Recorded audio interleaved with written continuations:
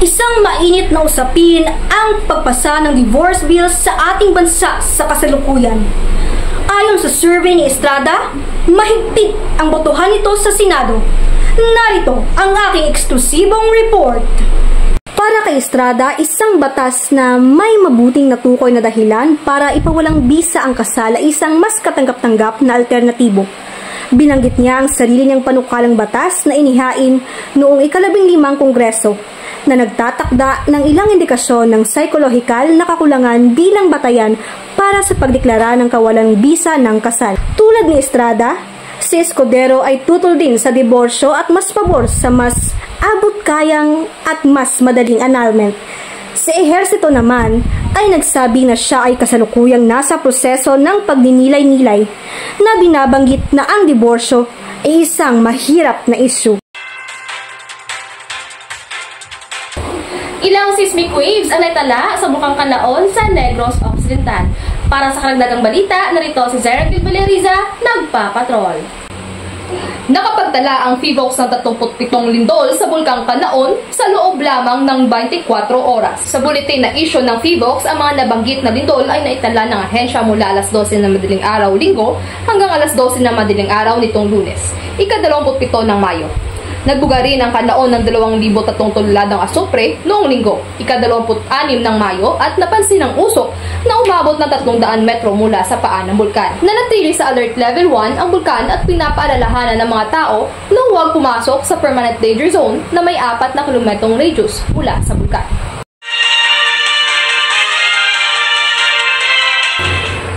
Ano man ang mangyari ay pinapurihan na ni Alas Pilipinas Team Captain Gia de Guzman ang lahat ng miyembro ng bagong binuong pambansang koponan matapos ang ipinamalas nitong tapang tungo sa pagsampa sa semifinals ng 2024 Asian Volleyball Confederation of EVC Challenge Cup for Women.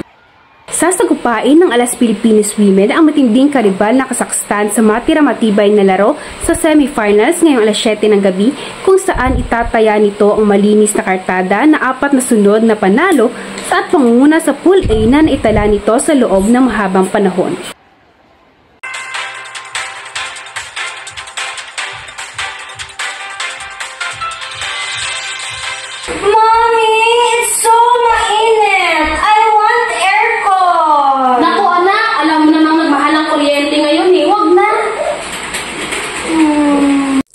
Seneco price increase consumption.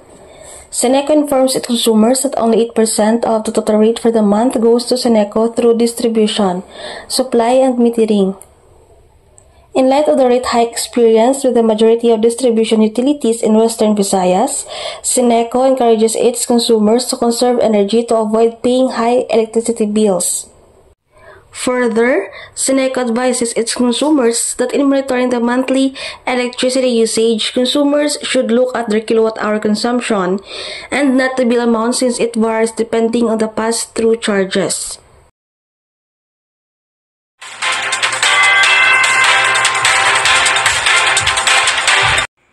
Tinanggap ng pamilya ni Eva Darren ang paghingi ng paumanhin ng pamunuan ng FAMAS sa nangyaring aberya sa awarding night.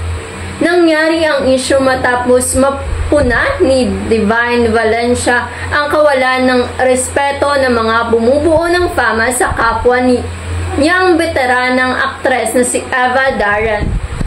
Ayon kay Eva, hindi katanggap-tanggap ang binigay na dahilan ng pamunuan ng FAMAS na hindi nila makita si Eva sa loob ng venue, kaya pinalitan nito bilang award presenter.